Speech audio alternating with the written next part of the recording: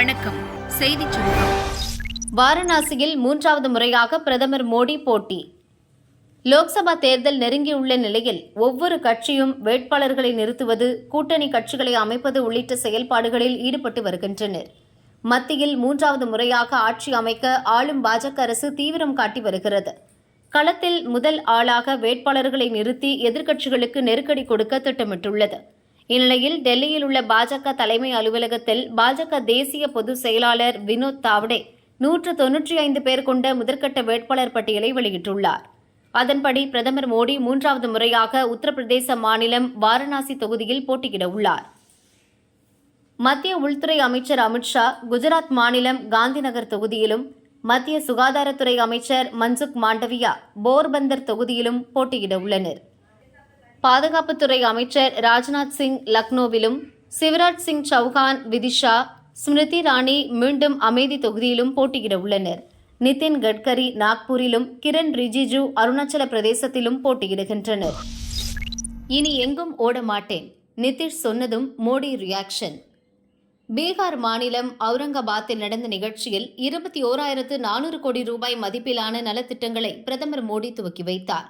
Indie கூட்டணியில் இருந்து விலகி தேஜ கூட்டணியில் மீண்டும் இணைந்த பீகார் முதல்வர் நிதிஷ்குமாரும் பங்கேற்றார்.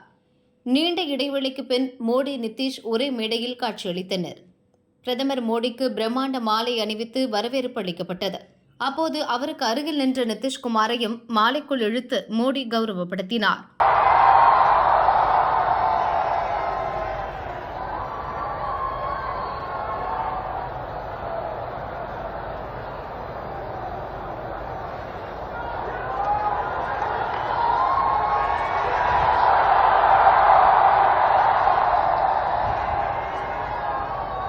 நிதிஷ்குமார் பேசும்போது மோடியை பாராட்டி தள்ளினார். நாம் இருவரும் சேர்ந்து பீகாரின் வளர்ச்சிக்காக பல பணிகளை செய்துள்ளோம். நீங்கள் சென்ற முறை இங்கு வந்தபோது நான் காணாமல் போய்விட்டேன். நான் இனி இங்கும் அங்கும் ஓட மாட்டேன். எப்போதும் உங்களுடனே இருப்பேன் என வாக்குறுதி அளிக்கிறேன் என்றார். நிதிஷின் பேச்சை கேட்டு மேடையில் அமர்ந்திருந்த மோடி குலுங்கி குலுங்கி சிரித்தார். பாஜக, ஐக்கிய ஜனதாதளம் தொண்டர்கள், பொதுமக்கள் என கூட்டமே சிரிப்பலையில் மூழ்கியது. किया जा रहा है, ये बहुत खुशी की बात है और हम लोगों के यहाँ भी बहुत सारा काम जो चल रहा है वो काम ये तेजी से कराएंगे। और आज तो मैं अभिनंदन करता हूँ कि आप फिर पधारे हैं यहाँ, तो आज हम लोगों को बड़ी खुशी की बात है। आप पहले आए थे, इधर हम गायब हो गए थे, तभी हम फिर आपके साथ हैं। हम आपको आश्वस्त करते हैं कि अब इधर उधर होने वाले नहीं हैं, हम रहेंगे आप ही के साथ। इसलिए जरा तेजी से यहाँ वाला काम सब हो जाए।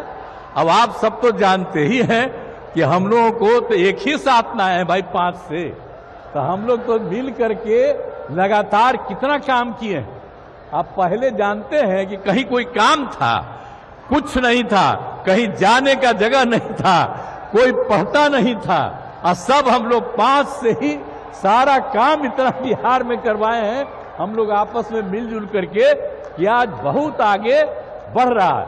लेकिन हम तो अब यही चाहते हैं कि आपके द्वारा जो काम हो रहा है और राज्य का जो काम हो रहा है, सब मिल करके हर व्यक्ति एकदम ठीक हो जाए।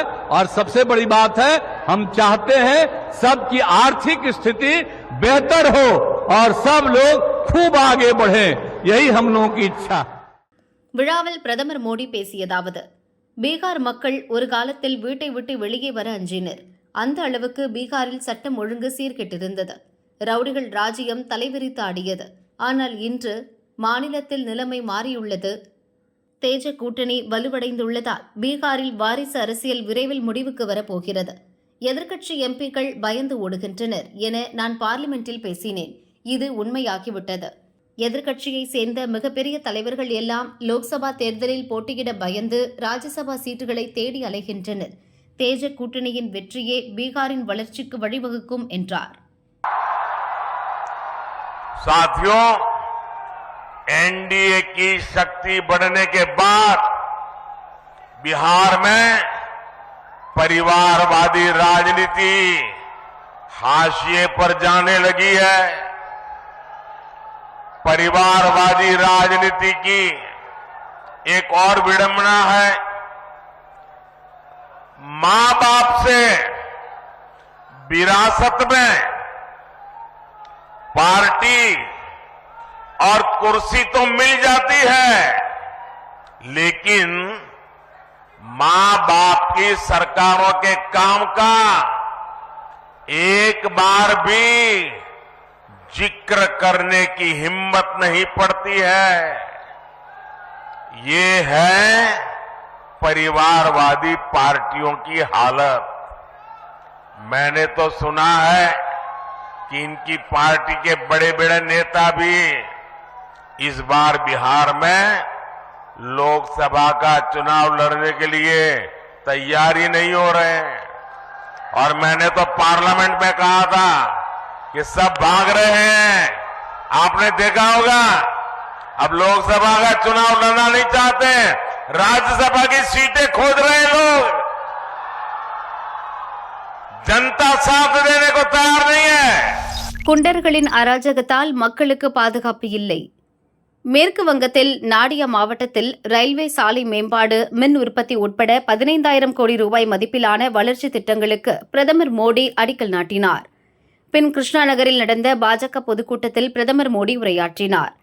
மேற்கு வங்கத்தின் வளர்ச்சிக்காகவே திரிணாமுல் காங்கிரசுக்கு மக்கள் தொடர்ந்து ஆதரவளித்தனர். ஆனால் அவர்கள் மக்களின் நம்பிக்கையை உடைத்துவிட்டார்கள். இங்கு குண்டர்கள் ஆட்சிதான் நடக்கிறது. நில மாஃபியாக்கள் அராஜகம் அதிகரித்துள்ளது. தாய், மண், மக்கள் என்ற வார்த்தைகளை முன்வந்து திரிணாமுல் ஓட்டு கேட்டது. மக்களும் அதை நம்பி ஓட்டளித்தனர். தற்பொழுது இந்த மூன்றுமே ஆபத்தில் உள்ளது. சந்தேஷ்காலியில் பெண்களை சீரழித்த குற்றவாளிக்கு ஆதரவாக ஆளும் திரிணாமுல் செயல்படுகிறது. நில மோசடி மாஃபியாக்கள் அனைத்து திட்டங்களையும் முடக்கும் பணியில் ஈடுபட்டுள்ளனர். மக்கள் நலனுக்காக கல்யாணியில் எய்ம்ஸ் மருத்துவமனை திறக்கப்பட்டது. தங்களிடம் அனுமதி பெறாமல் எப்படி எய்ம்ஸ் கட்டினீர்கள் என மாநில அரசு கேட்கிறது. சுற்றுச்சூழல் அனுமதி பெறவில்லை என இப்போது கூறுகின்றனர். முதலில் கமிஷன், பின்பு பெர்மிஷன் என்கின்றனர். நில மோசடி மாஃபியாக்களின் தலையீடு இல்லாமல் மக்கள் நலனுக்காக ஹாஸ்பிட்டல் கட்டப்பட்டதால் திரிணாமுல் காங்கிரஸ் கொதிப்படைந்துள்ளது. இங்குள்ள மக்களுக்கு எந்த பாதுகாப்பும் இல்லை.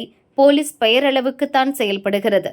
சட்டம் ஒழுங்கு பிரச்சினை வரும்போதும் ஆளும் திரிணாமுல் கட்சியினர் தலையீடு அதிகம் உள்ளது. இங்குள்ள கூட்டத்தை பார்த்தாலே லோக்சபா தேர்தலில் தேஜ கூட்டணி 400 இடங்களுக்கு மேல் வெற்றி பெறும் என்பது தெரிகிறது என மோடி கூறினார். कभी गिरफ्तार हो, लेकिन ये तो बंगाल की नारी शक्ति दुर्गा बनकर खड़ी हो गई। भाजपा का एक एक कार्यकर्ता उनके साथ खड़ा हो गया, तब मजबूरन इस राज्य सरकार को झुकना पड़ा। साथियों, महिला सुरक्षा और सशक्तिकरण, इसके लिए जो भी योजना भारत सरकार लाती है, उसको भी टीएमसी सरकार यहां ठीक से लागू नहीं होने देती।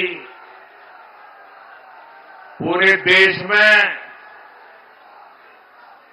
भारत माता की नौजवानों, आपका जोश मेरे सर आंखों पर, आपका प्यार मेरे सर आंखों पर। ஜாதிவாரி கணக்கெடுப்பு நடந்தால் 73% மக்களுக்கு நீதி கிடைக்கும். மத்திய பிரதேச மாநிலம் மொரேனாவில் நடந்த பாரத் ஜோடோ நியாய யாத்திரையில் காங்கிரஸ் எம்பி ராகுல் பேசினார். யாத்திரை மத்திய பிரதேசத்தின் புனித பூமிக்குள் நுழைந்துள்ளது. நாட்டில் 50% ஓபிசி, 15% தலித் மற்றும் 8% பழங்குடி மக்கள் உள்ளனர். இது மொத்த மக்கள் தொகையில் 73%. ஆனால் நாட்டின் பெரிய நிறுவனங்களின் பொறுப்புகளில் ஓபிசி, தலித் அல்லது பழங்குடி சமூகத்தைச் சேர்ந்த ஒருவரை கூட காண முடியாது. இது சமூக அநீதி. இந்திய பொருளாதாரத்தை பொறுத்தவரை அனைத்து துறையிலும் ஒரு சில நிறுவனங்களே செழிப்பாக இருப்பதை பார்க்க முடியும். காரணம், நாட்டின் விமான நிலையங்கள், துறைமுகங்கள், மின் உற்பத்தி துறை என அனைத்து செல்வங்களையும் மோடி அரசு ஒரு சில தொழிலதிபர்கள் கையில் கொடுத்துவிட்டது. இதன் விளைவு மக்களுக்கு வேலைவாய்ப்பு வழங்கி வந்த சிறு வணிகர்கள் நசுக்கப்பட்டனர். இப்போது நாட்டின் இளைஞர்கள் வேலைவாய்ப்பை தேடி தெருவில் அலைகிறார்கள். இது பொருளாதார அநீதி.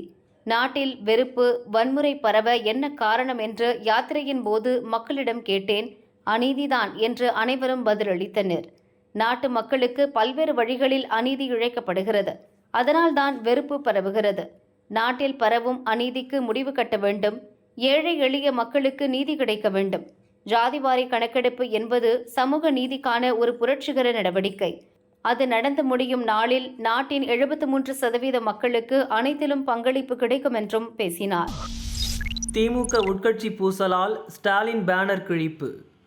திருப்பூர் தாராபுரத்தில் திமுக நகர செயலாளர் முருகானந்தம் தலைமையில் ஒரு அணியும், முன்னாள் நகர செயலாளர் தற்போதைய தலைமை செயற்குழு உறுப்பினர் தனசேகர் தலைமையில் ஒரு அணியும் செயல்படுகிறது. இதனால் கோஷ்டி பூசலுக்கு பஞ்சமில்லை. முதல்வர் ஸ்டாலின் பிறந்தநாளையொட்டி இரு தரப்பினரும் நிர்வாகிகள் படத்துடன் வாழ்த்து பேனர்கள் வைத்தனர். நகர செயலாளர் முருகானந்தம் தலைமையில் ஆதி திராவிட நலத்துறை அமைச்சர் கயல்விழி முன்னிலையில் 71 கிலோ கேக் வெட்டி கொண்டாடினர். இச்சூழலில் ஸ்டாலினை வாழ்த்தி தனசேகர் ஆதரவாளர்கள் வைத்த ஃப்ளக்ஸ் பேனர் நேற்றிரவு கிழிக்கப்பட்டது.